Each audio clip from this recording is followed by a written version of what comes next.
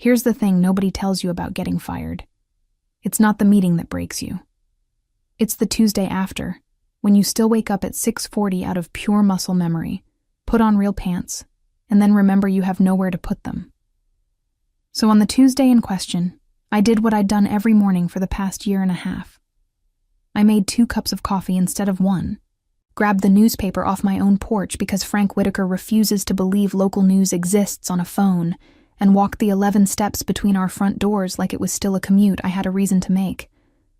I knocked twice, said, "Delivery for one grumpy old man," a joke that stopped being funny around the 400th time I made it, and waited for the sound of his cane against the hardwood. The door opened. It was not Frank. It was the woman who, 31 days earlier, had sat across a conference table from me in a blazer that cost more than my car payment, and explained, in the gentlest voice she could manage, that my position was being restructured out of existence, effective immediately. Same voice, same composure, same face I'd spent a month trying very hard not to think about, and failing, because apparently my brain files unemployment trauma and unresolved eye contact in the exact same drawer. I stood there holding 2 coffees and a newspaper like the world's saddest delivery service, and she looked just as blindsided as I felt, which was somehow worse, because I'd at least had 11 steps to prepare. "You," she said. "Me," I agreed, since that seemed to be where my vocabulary had landed. Let me back up, because you deserve context before you watch 2 grown women short-circuit on a welcome mat. 4 weeks before this, I had a title, a salary, and a 5-year-old named Ruby, who thought I hung the moon because I could make grilled cheese into shapes. Then the company I'd given 6 years to decided a spreadsheet mattered more than the people on it, and a woman named Camille Calloway, new CEO, brought in to streamline, which is corporate for cut until it bleeds, signed off on the restructuring that ended with my badge deactivated before I'd even cleaned out my desk. I won't pretend I handled it with grace. I cried in a Target parking lot. I ate an entire sleeve of crackers standing at my kitchen counter at 11 p.m. like a raccoon with severance anxiety.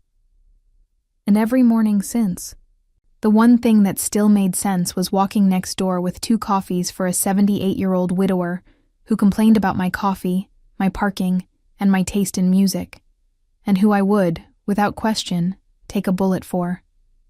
If you're the kind of person who needs a reason to stick around for a story, and honestly, who isn't, stick around for this one, because I promise it gets so much messier before it gets good.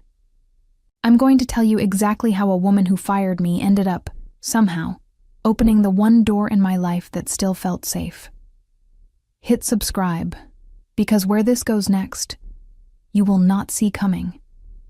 Tell me in the comments, have you ever run into the absolute last person you expected, standing exactly where you didn't expect them? Because Camille Calloway, CEO, corporate hatchet in human form, was standing in Frank Whitaker's doorway in sweatpants and a Cubs t-shirt, holding his reading glasses like she'd been about to bring them to him. "He's my grandfather," she said, before I could ask the question written all over my face. "I didn't know you lived. I didn't know this was your Frank." "He's not my Frank," I said. "He's everyone's Frank. He's a public utility at this point." Somewhere behind her, muffled, Frank's voice carried down the hallway. "Is that my coffee? Tell whoever's out there I don't do decaf and I don't do drama." Too late, Frank. Too late for both of us, honestly, though neither of us knew yet just how late. She shifted her weight in the doorway, glasses still dangling from her fingers, and for one long, ridiculous second, neither of us said anything at all, just stood there, absorbing the sheer inconvenience of the universe's timing. "I should probably let you in," she finally said, stepping back from the door like she wasn't entirely sure of the etiquette here. "He's expecting his coffee. Apparently that's non-negotiable." "It really isn't," I said, and stepped past her into the one house on this street where I'd never once felt like a stranger, suddenly unsure whether that would still be true tomorrow. I want you to understand something before we go any further, because I think it matters for everything that comes after. I did not, in that moment, feel anything close to hope. I felt ambushed. I felt like the universe had taken the one steady thing left in my week and quietly rewired it while I wasn't looking. And I resented her a little for it. Even though none of this was technically her fault, that resentment would not last. But it was real that morning, and I'm not going to pretend otherwise just to make the story prettier than it was. People assume single motherhood is the hard part. It's not. Not really. Ruby is 5. She thinks the moon follows our car on purpose. And most days she's the only thing keeping my nervous system from filing for divorce from my own body. The hard part is the math. The math is always the hard part. 6 years at that company had built a life with exactly 0 margin for error, which is a polite way of saying that losing my job didn't just cost me a paycheck. It cost me the illusion that I had any cushion at all. I picked up freelance bookkeeping gigs off a job board that mostly seemed to want 22-year-olds who'd work for exposure. I sold a treadmill I never used. I became disturbingly skilled at making one rotisserie chicken stretch across 4 different dinners, a skill nobody puts on a resume but should. And every morning, before the freelance emails, before Ruby woke up asking for pancakes shaped like dinosaurs, there was Frank, steady as the sunrise, complaining about something new every single day. It started small.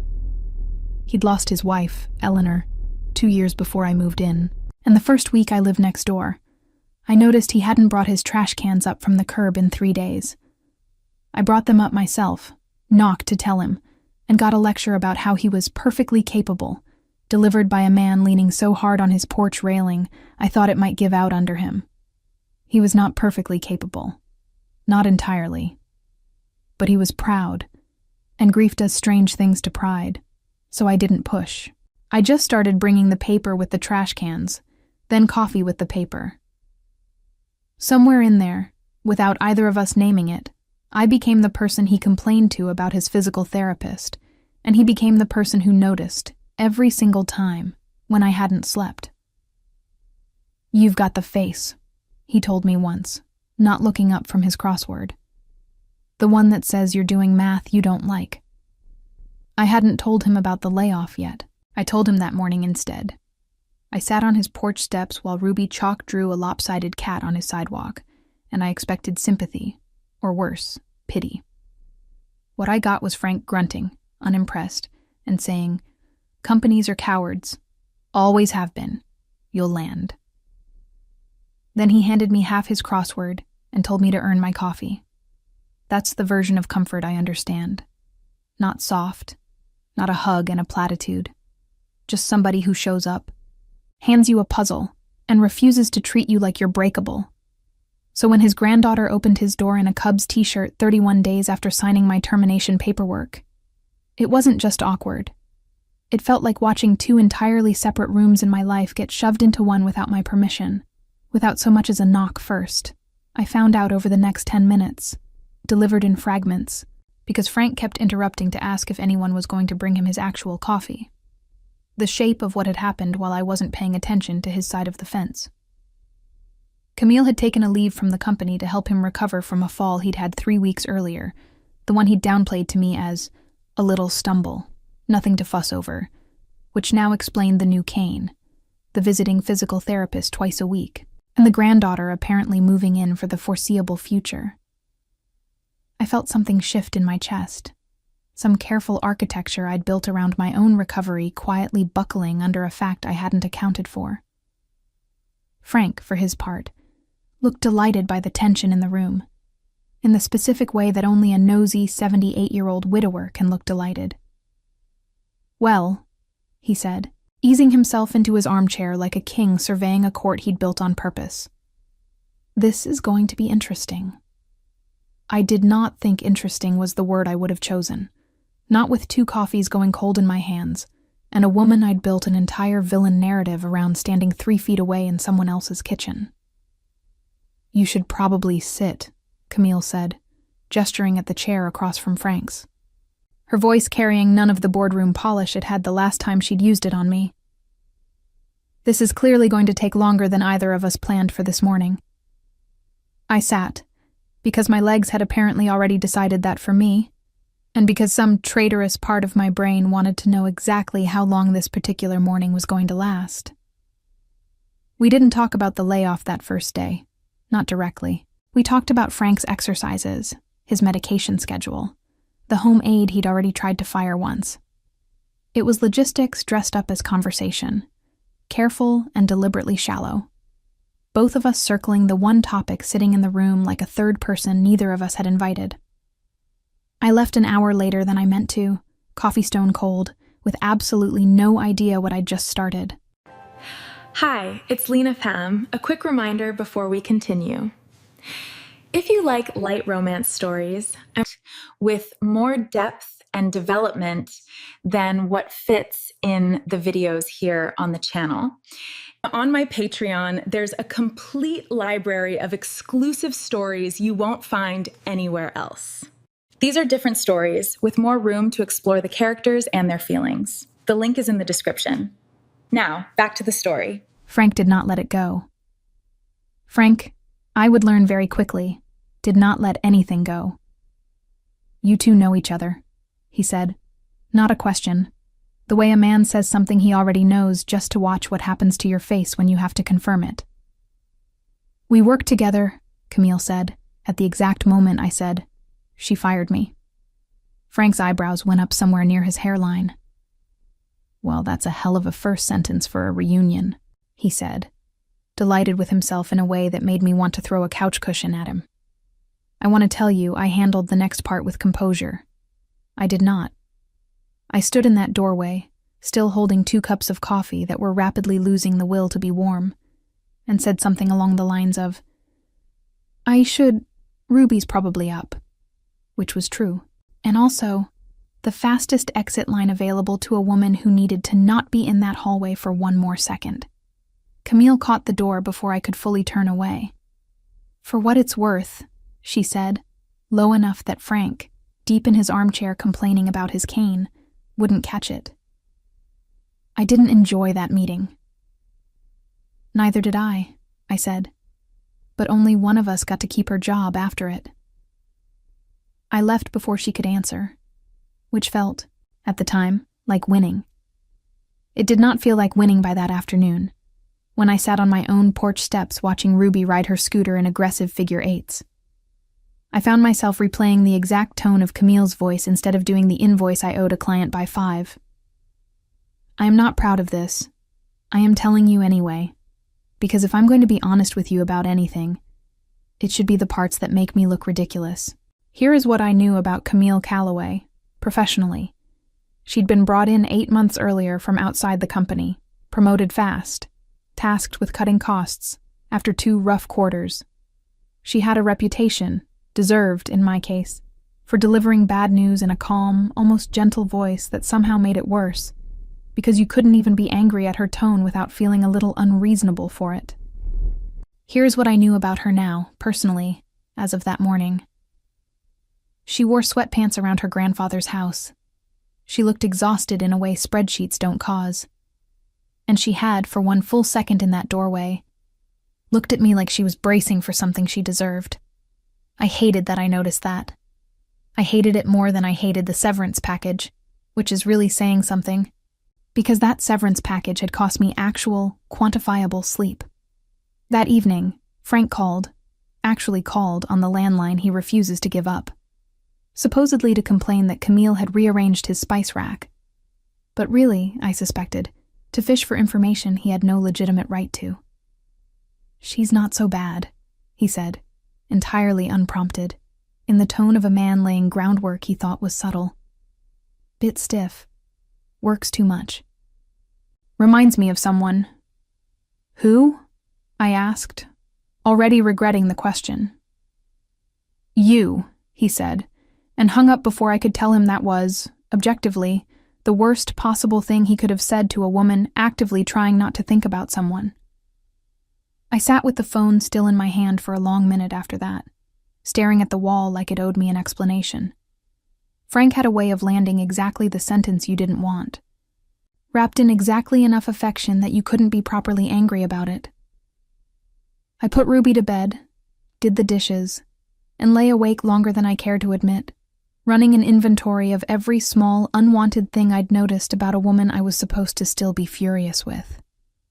By the time I actually fell asleep, I'd built and dismantled at least 4 separate arguments for why none of this meant anything, and believed exactly none of them, which felt like its own kind of verdict, delivered by nobody but myself, in the dark, at an hour when self-deception gets a lot harder to maintain. 3 days went by before I had to face her again, which is a very long time when your neighbor's driveway shares a fence line with yours and your daughter has decided the neighbor's granddaughter has a nice car and cool boots and must be greeted personally every time she appears. "Miss Camille," Ruby yelled from her scooter, at a volume that suggested Miss Camille was somehow hard of hearing rather than just 20 feet away. "Grandpa Frank says you make bad coffee." "Grandpa Frank," Camille called back, "says a lot of things." Ruby considered this diplomatic non-answer, decided it was acceptable, and returned to her figure eights, entirely satisfied with the exchange. I stood by our shared fence with a watering can I did not actually need, because I'd seen Camille come outside, and some deeply unwise part of my brain had decided this was an opportunity rather than a threat worth avoiding. "He's not wrong, for the record," I said, about the coffee. "I make excellent coffee," Camille said. "I make it exactly the way the machine's manual tells me to, which apparently offends him on a personal level. You can't measure Frank's coffee. You have to feel it." "Is that a metaphor?" "No," I said. "It's a warning. He'll send it back, and he will make sure you know exactly why." She almost smiled. I watched her almost do it, watched her catch herself doing it, and felt an entirely unreasonable spike of satisfaction, like I'd won something small and pointless, and was going to enjoy it anyway, regardless of how petty that made me. We talked for longer than either of us probably intended to, about Frank's stubbornness regarding his physical therapy exercises, about the fact that he'd apparently tried to fire his home health aide twice in 1 week for excessive cheerfulness, about nothing important at all, which was somehow the strangest part of the whole conversation. It didn't feel like talking to the woman who'd ended my employment in a beige conference room. It felt like talking to someone easy to talk to, which was deeply inconvenient, given the narrative I'd built. "I keep waiting for you to bring it up," she said eventually, watching Ruby loop past us for the 4th time, scooter wheels grinding against the pavement. "Bring what up?" "The layoff. You've had every opportunity, and you keep not taking it." "I'm saving it," I said, "for when I need the leverage."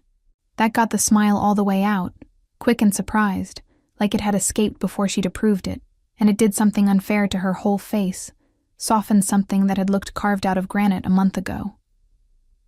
"For what it's worth," she said again. She seemed to like that phrase, seemed to use it as a door she opened part way and then stood in the gap of, "The restructuring wasn't my idea. I inherited the mandate. I just had to be the one who delivered it, because that's apparently what the job requires of a person." That's a very corporate way of saying, "not my fault." It's the truth, though. Doesn't make it less true just because it's convenient for me. I didn't have an answer for that.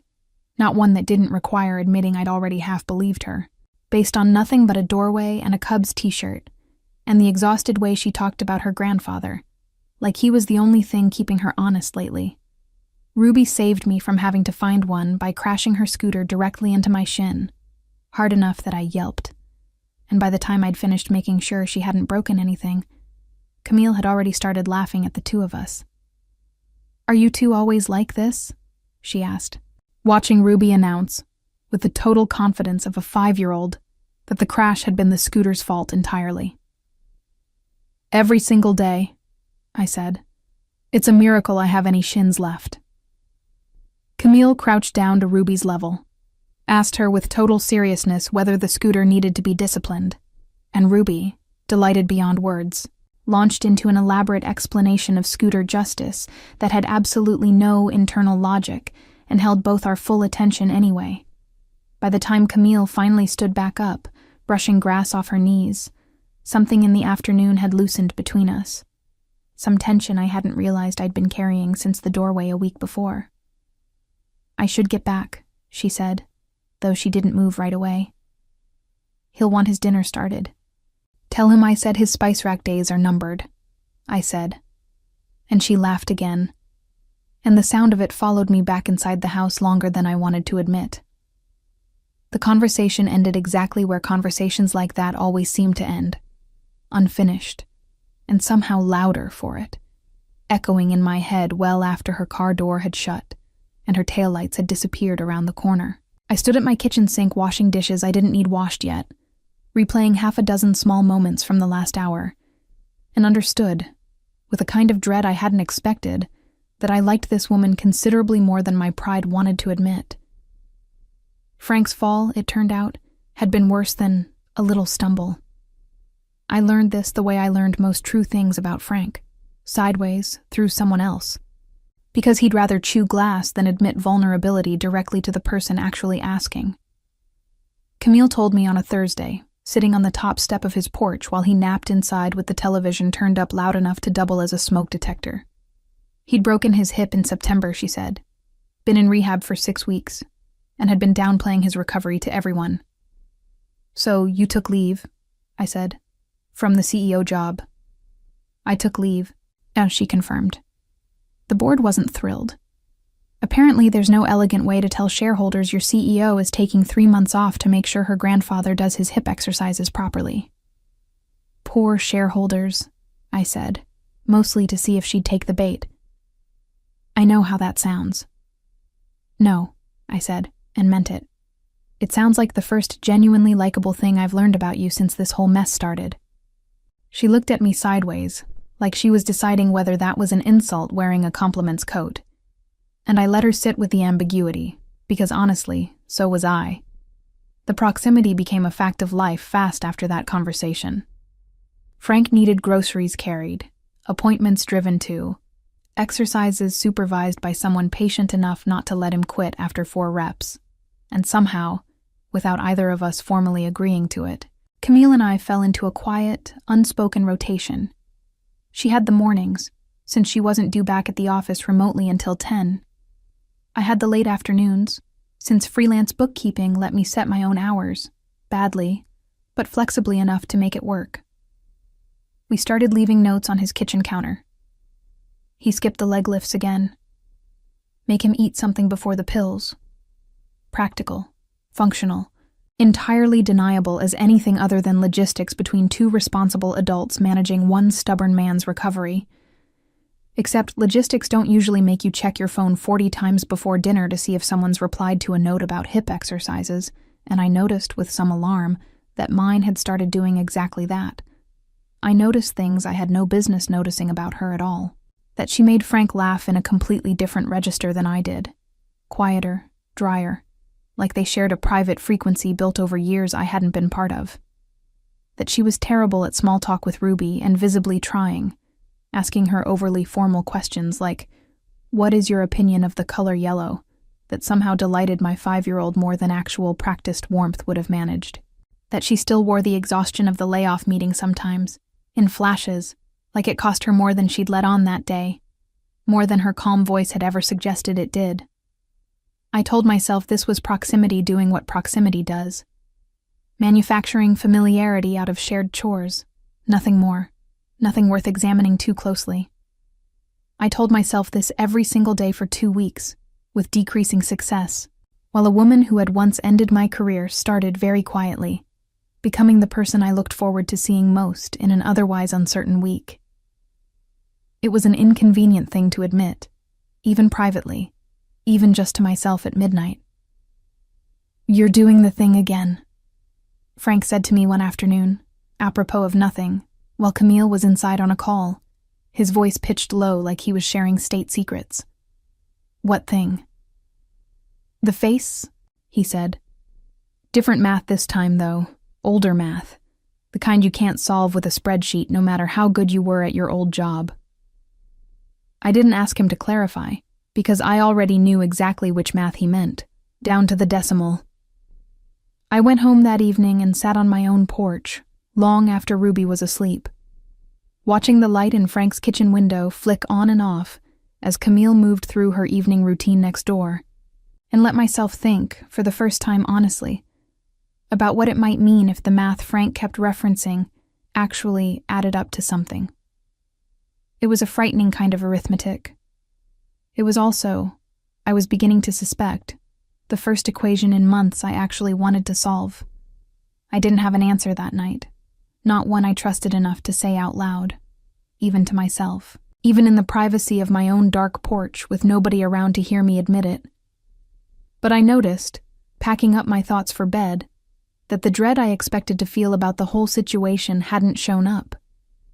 In its place was something quieter, more curious, almost hopeful. And that absence scared me more than the dread would have, because it meant some part of me had already decided this was worth the risk. The trouble with Frank's spice rack incident is that it was never actually about the spice rack. It started because Camille, in a fit of what she called organization, and Frank called sabotage, alphabetized his entire kitchen while he was at physical therapy.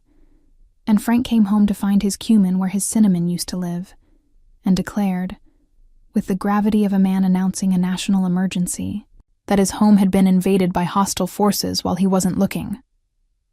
"I can't find anything," he told me over the fence. Scandalized, Kane pointed at his own kitchen window like it had personally betrayed him after decades of loyal service. 40 years I've had that rack in chaos, and I knew exactly where everything was. Chaos. But my chaos. And nobody asked me if they could fix what wasn't broken. "I'll talk to her," I said, which is how I ended up standing in Frank's kitchen an hour later, watching a very determined woman defend her filing system. Camille Calloway, CEO, corporate restructurer, woman who could apparently fire 400 people without raising her voice, was glaring at a spice rack like it had personally wronged her professional judgment. "He can't find the paprika," I reported, doing my best impression of a diplomat. This is apparently a 5-alarm situation in his world. "The paprika is exactly where paprika should be, alphabetically, between oregano and rosemary, the way any rational kitchen would organize it. Camille. He's had a system for 40 years, one that worked for him long before either of us showed up to fix it. His system was chaos. His system worked for him, which is the entire point of a system, functionally speaking." She turned to look at me, hands on her hips, hair coming loose from whatever knot she'd twisted it into that morning, and for one absurd second we just stood there, at a full stalemate over seasoning, in a kitchen that smelled like cumin and betrayal. Then she laughed. Actually laughed, head back, unguarded in a way I hadn't seen from her yet. And it undid something in the room, some tightness that had been sitting between us since the doorway weeks earlier. "I fixed a spreadsheet problem with kitchen logic," she said, wiping her eyes, still laughing at her own audacity. "I have never in my life felt more useless than I do right now, defending an alphabetized spice rack to you of all people. You could just admit defeat, you know. It's allowed." "I don't do that." "I've noticed," I said. "It's a very specific personality trait you and my daughter's Scooter have in common. Neither of you believe in breaks. Ever. Under any circumstances." She laughed again, harder this time, and I laughed too, and somewhere behind us Frank shuffled in, took one look at the two of us doubled over near his spice rack, and delivered his verdict with total deadpan seriousness. "I see we've solved world hunger in here," he said, which made us both laugh harder, which made him look far too pleased with himself for a man who'd started this whole thing in genuine righteous outrage 20 minutes earlier. We put his kitchen back the way he liked it after that, restoring the beautiful chaos he'd built over 40 years of marriage and widowhood alike, one jar at a time, with Camille muttering the whole time about structurally inferior systems.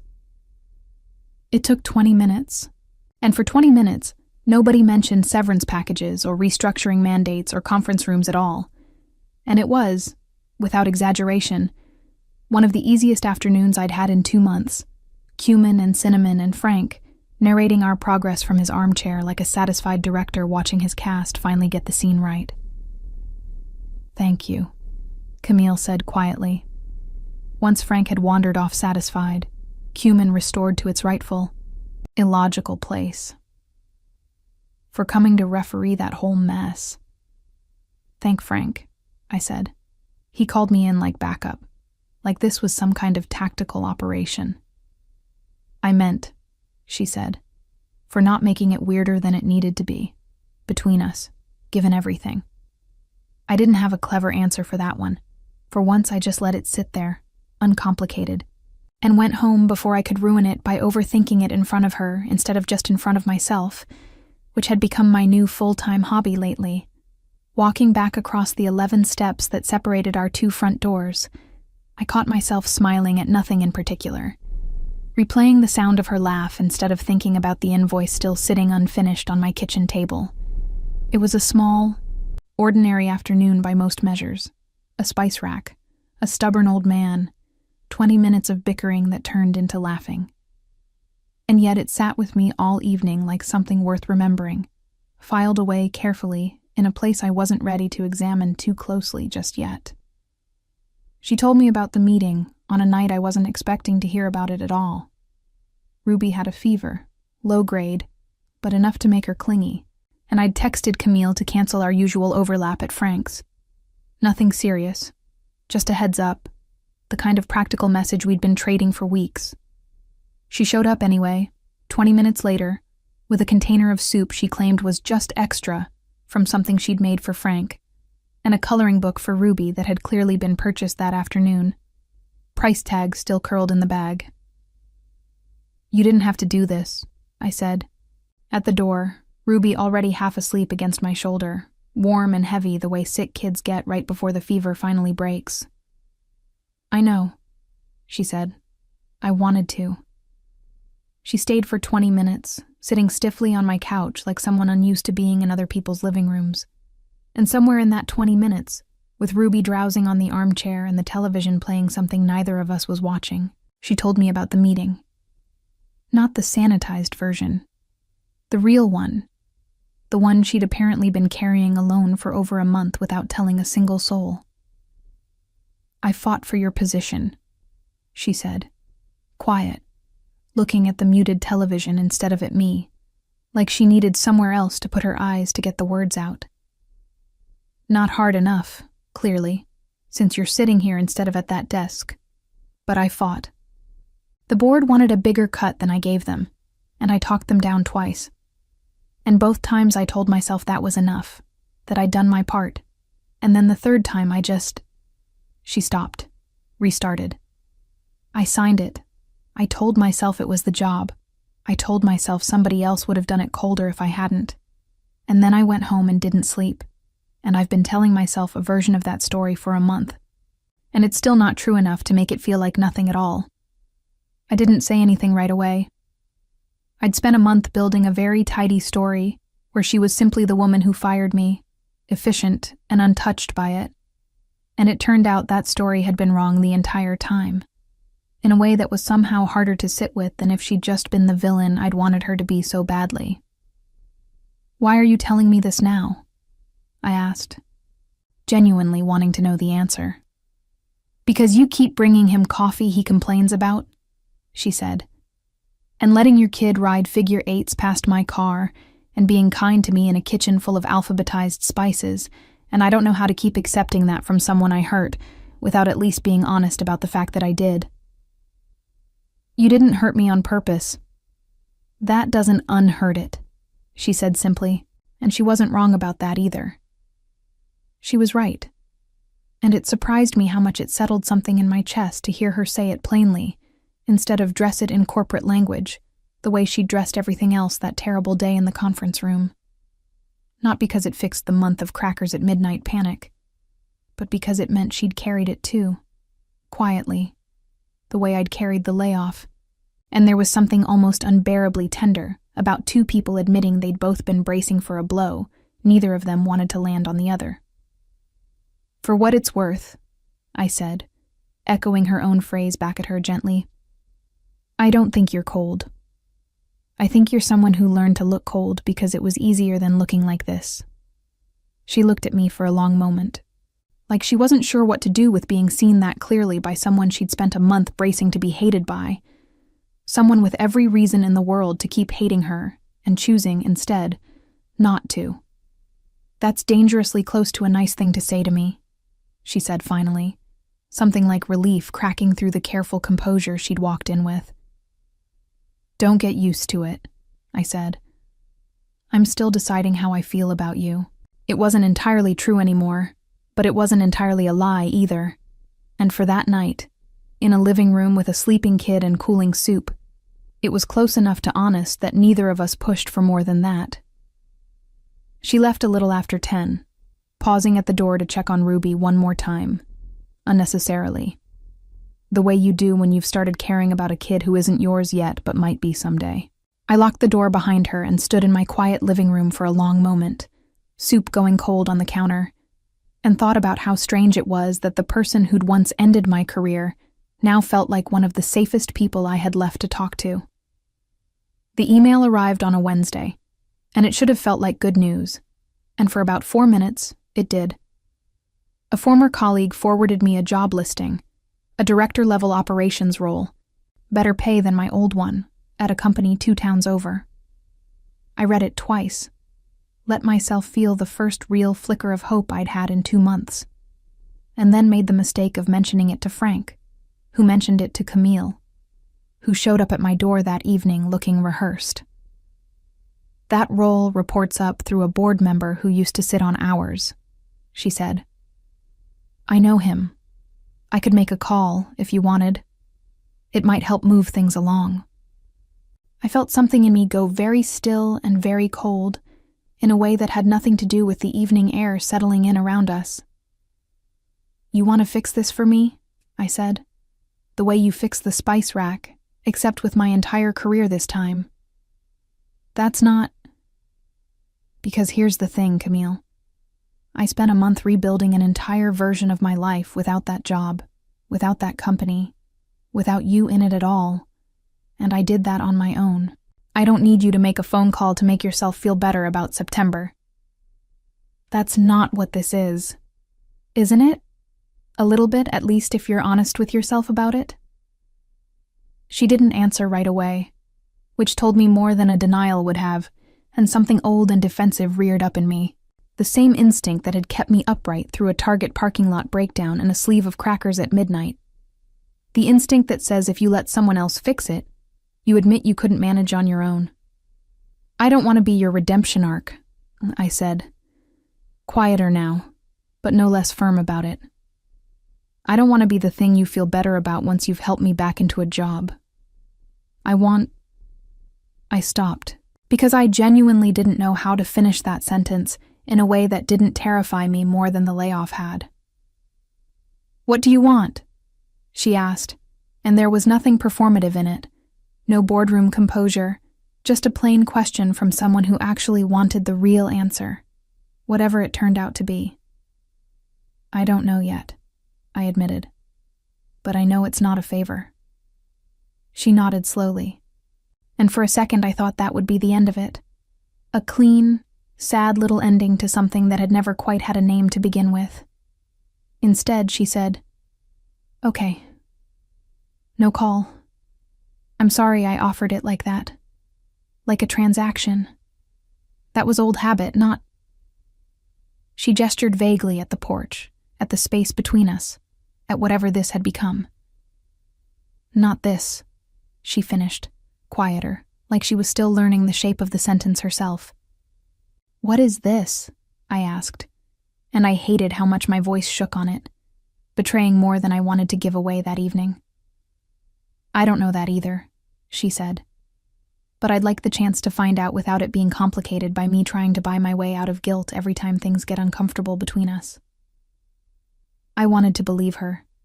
Some stubborn, bruised part of me wasn't ready to yet, and I told her as much, plainly, without softening it for her comfort. She took it. Didn't argue, didn't push, just nodded and said she understood, and left. And I stood on my porch for a long time after her car pulled away, furious at both of us for making something that should have been simple this hard, and quietly aware the fury wasn't really about the job. I applied for the position on my own that night, wrote my own cover letter, sent it from my own account with no calls made on my behalf by anyone, and felt, typing the last line, a strange and stubborn kind of pride that had nothing to do with her offer, and everything to do with proving to myself I still could. Whatever happened next between us, I decided, would happen on ground I'd built myself, not ground handed to me by someone trying to outrun her own guilt. I didn't hear from Camille for 4 days after that, and I told myself I was fine with the silence, that it was exactly what I'd asked for by drawing the line so firmly on my own porch. I was not, in fact, fine with it, though I refused to admit that to anyone, including Frank, who watched me not mention her name with the amused patience of a man who'd clearly seen this particular stubbornness before, in someone else, a long time ago. We didn't fight again after that. We just stopped. Quietly. The way two people do, when neither one knows how to walk back a wound without reopening it further in the process. I still brought Frank his coffee every morning. Camille still handled his physical therapy schedule, and his stubborn refusal to eat vegetables that weren't disguised as something else entirely. We orbited the same 78-year-old man for 8 days without really speaking to each other, polite in the brittle way of people who used to be easy together. Frank noticed. Of course Frank noticed. Frank notices everything, and announces roughly a third of it, at volume, at the worst possible moments, with no regard for anyone's dignity. "You two are being ridiculous," he informed me, over a crossword I wasn't actually helping with, his tone somewhere between exasperated and entertained. "I'm an old man with a bad hip, not blind." "I don't know what you mean," I said, unconvincingly, staring hard at a clue I already knew the answer to. "You know exactly what I mean.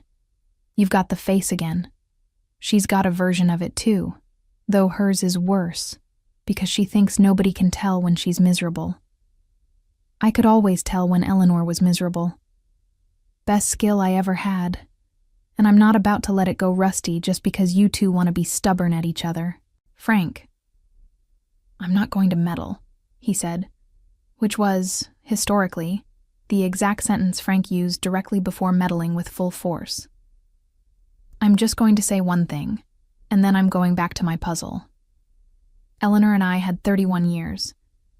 You know how many of those years I spent scared to say the true thing because I thought it'd cost me something? 4. 4 years.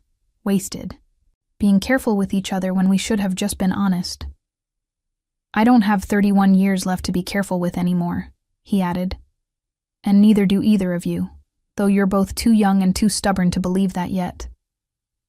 I didn't have an answer for that, and he didn't wait for one, just went back to his crossword, muttering something about 7-letter words for stubborn, which felt less like a genuine puzzle clue and more like a pointed one aimed directly at me.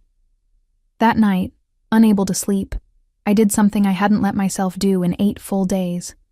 I actually thought it through, honestly, instead of just defending my bruised pride against the whole situation. Camille hadn't tried to buy me a job to erase her guilt. She'd tried clumsily, in the only language she'd been trained in for 8 months as CEO. Fixing things, solving for the variable, making the discomfort go away through action, instead of sitting with it the way the rest of us have to.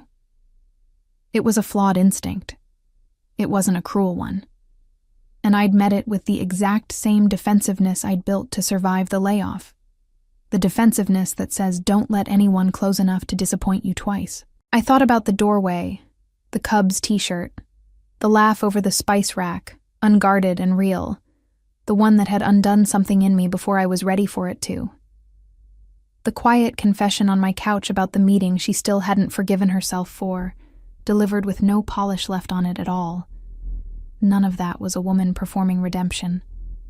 That was just a woman, complicated and trying, the same as me, doing her best with a set of instincts she hadn't quite learned to trust yet.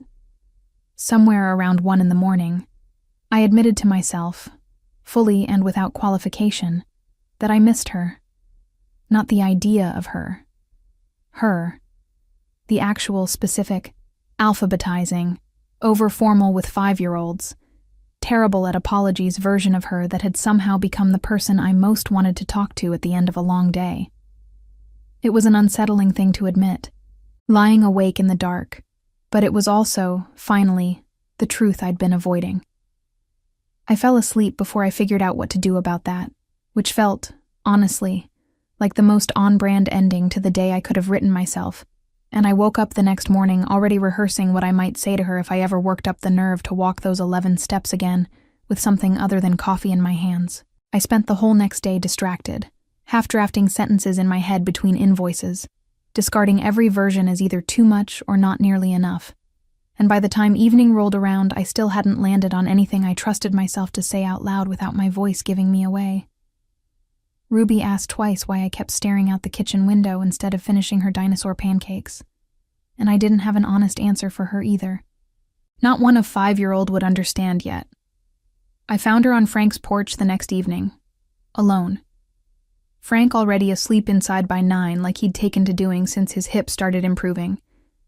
And I almost turned back twice before I made myself walk the 11 steps that had started this whole complicated mess in the first place. "Hey," I said, which was not the speech I'd rehearsed for 2 full days, but was apparently all that came out of me when it mattered. She looked up, surprised, guarded in that specific way she got when she expected to be hurt again by whatever came next. "Hey. Frank thinks we're being ridiculous," I said, sitting down before I could talk myself out of it. "Frank's not wrong." "No," I admitted. "He's not, and I've had 2 days to sit with that fact."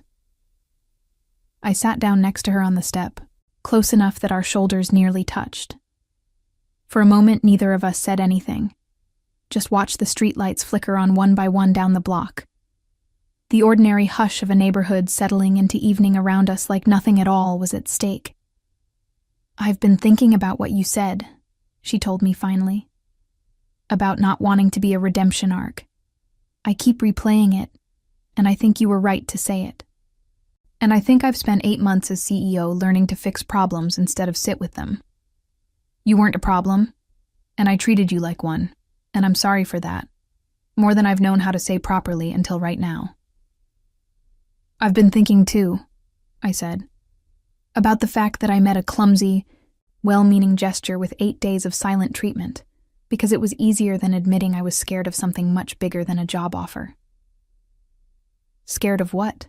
she asked, and the question landed soft, without any pressure behind it. I looked at her. Really looked. The way I'd been avoiding doing since the doorway, since the alphabetized spice rack, since the soup she brought without being asked, and decided, finally, to just say the true thing. The way Frank had been not so subtly telling us to for over a week now. "Of this," I said, "of you. Of how much easier it's gotten to breathe around you than it has any right to be, given how we met in that conference room. I built this whole tidy story where you were the villain, and it was so much safer than the story where you're just a person I like more than I know what to do with most days." Something shifted in her face, careful and hopeful at once, like she was bracing for the sentence to have a punchline that undercut it, and slowly realizing, with visible relief, that it didn't have one at all. "I like you," she said, quiet, like the words cost her something to hand over undefended. Not in the complicated, guilty way, in the plain way. I have, I think, since the doorway, which is an absurd thing to admit, given the doorway was possibly the worst first impression in the history of first impressions between 2 people. It really was. I'm aware. "You fired me in that same voice you just used," I said, and watched her wince, and reached over, without entirely deciding to, and took her hand in mine. "I'm not bringing that up to hurt you. I'm bringing it up because I need you to know I see all of it. The version of you that signed that paperwork, and the version of you sitting on this porch right now, and I still want the second one anyway. That's not nothing. That's not small, coming from me, given everything you already know about how careful I've had to be lately." "I know," she said. and her hand tightened around mine, steady, like she'd been waiting a long time to be allowed to hold on to something. I know exactly how much that cost you. I don't take it lightly, not for 1 second. The porch light buzzed faintly overhead. Somewhere down the street, a dog barked twice and went quiet again. And for the first time in 2 months, I let myself sit in a silence with her that didn't feel like bracing for something. It just felt, plainly and simply, like being exactly where I was supposed to be, hand in hand, on a porch that had somehow become the center of my whole world. We sat like that for a long while, not saying anything else, because for once there wasn't anything urgent left to fix or explain or apologize for between us. The evening settled in around us, ordinary and unremarkable to anyone driving past. And I remember thinking that this was exactly the kind of moment nobody ever tells you to watch for. Not the grand gesture. Just two tired women on a porch step, finally choosing honesty over armor, hand in hand, with nothing left to prove to each other. Neither of us moved for a long moment, hands still joined on the step between us. And I think we both understood, without saying it, that the next thing either of us did would matter more than anything either of us had said all evening. "I'm going to do something," she said, low. "And if it's the wrong call, you can tell me, and I'll go back to holding your hand on a porch step like a teenager for as long as you need me to." That sounds like a very reasonable backup plan, honestly. One I wouldn't complain about at all. I thought so. She lifted her free hand to my face, slow, like she was giving me every opportunity to lean away if I wanted to.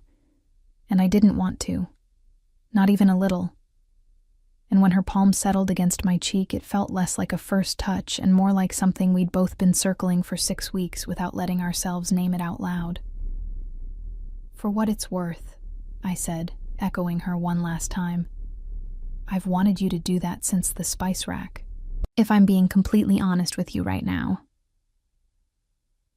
That's dangerously close to a nice thing to say to me. Don't get used to it. She smiled, the real one, unguarded, the one I'd only seen a handful of times, and then she leaned in, and I met her halfway, closing the last small distance between us, without a single moment of hesitation. The kiss, when it finally happened, was nothing like the tension that had built it.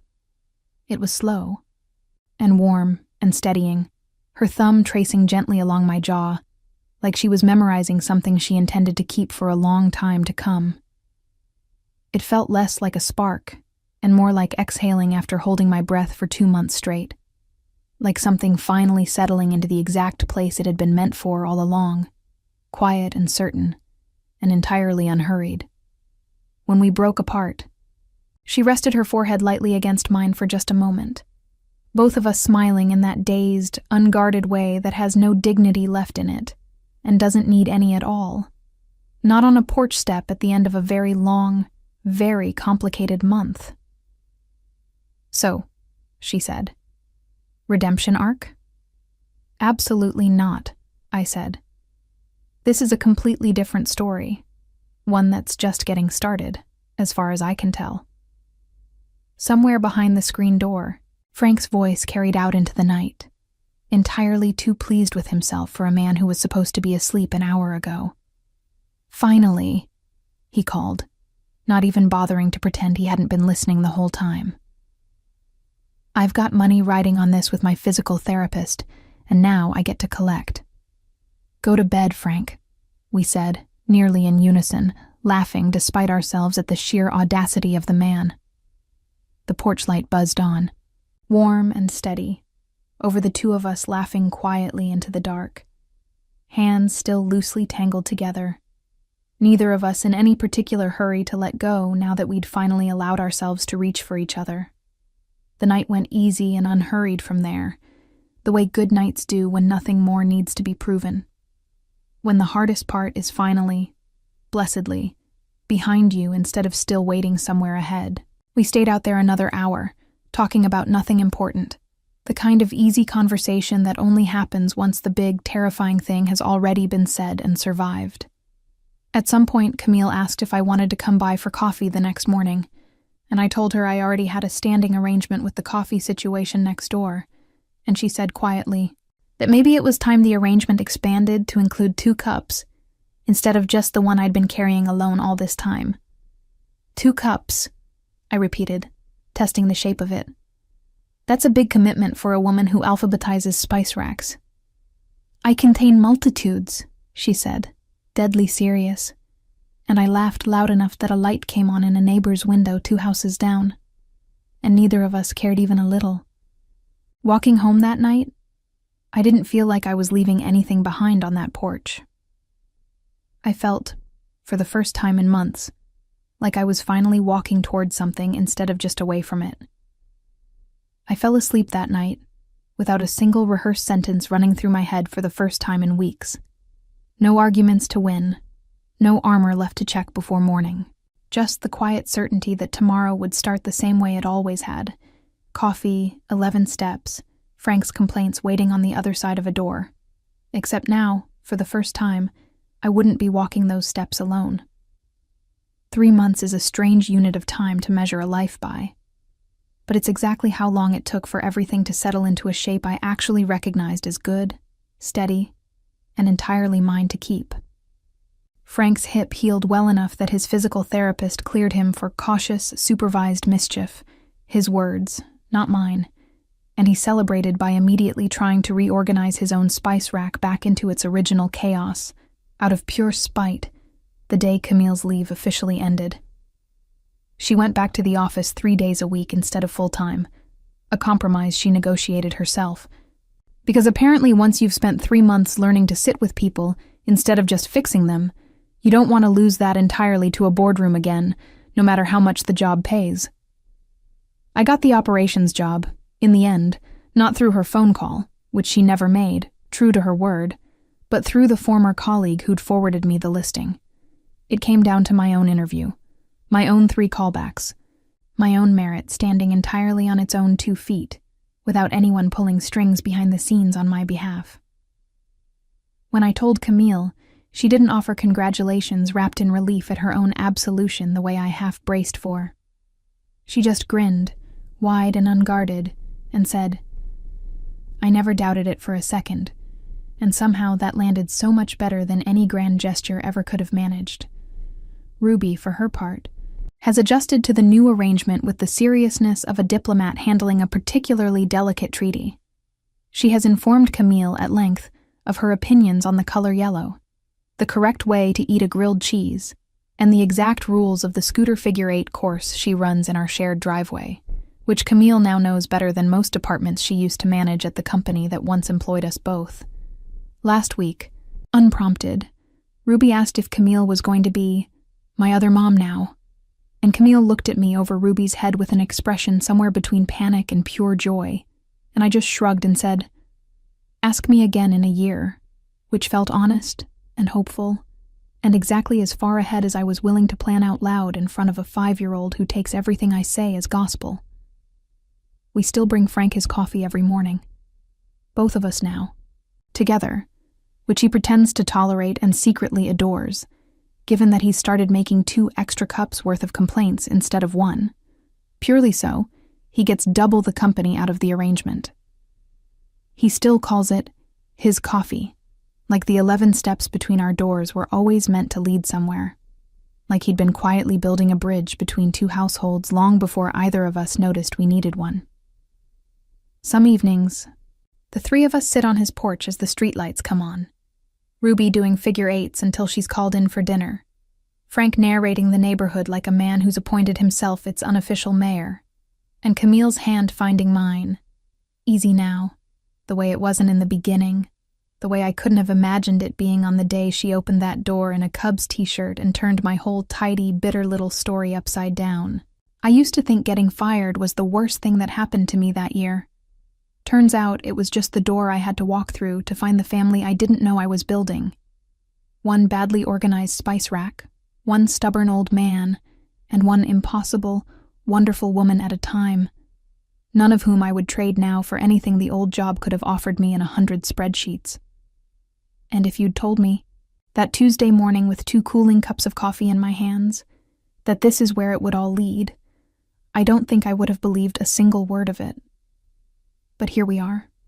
Here we are together, on this same porch, with the same stubborn old man keeping score, and I wouldn't trade one single complicated, ridiculous step of the way that brought the 3 of us exactly here. So if there's anything I'd want you to take from all of this, it's that the worst morning of your year doesn't get the final say on how the story ends. Sometimes the door that closes on you is standing right next to the one that's about to open, and you won't know which is which until you're brave enough to keep walking those 11 steps anyway, coffee in hand, ready for whoever answers.